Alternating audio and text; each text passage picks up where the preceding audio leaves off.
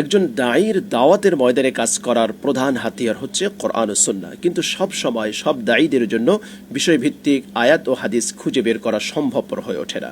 তাই বিষয়ভিত্তিক আয়াত ও হাদিসের একটি প্রামাণ্য গ্রন্থের প্রয়োজনীয়তা তীব্র থেকে তীব্র হয়ে উঠেছিল।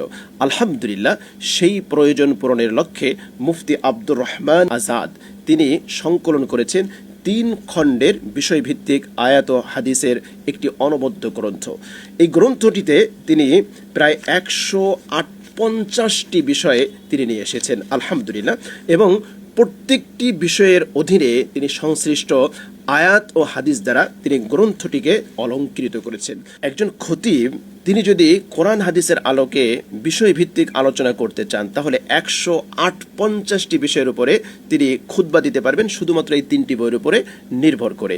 একজন ওয়াইজ তিনি 158টি বিষয়ের উপরে তিনি আলোচনা করতে পারবেন। সুতরাং আমি মনে করি যে প্রত্যেক খতিব, প্রত্যেক ওয়াইজ, দায়ী তাদের সংগ্রহে এই গ্রন্থ 3টি এটা থাকা চাই। এর পৃষ্ঠা অত্যন্ত চমৎকার এবং সাবলীল ভাষায় তিনি গ্রন্থটি রচনা করেছেন।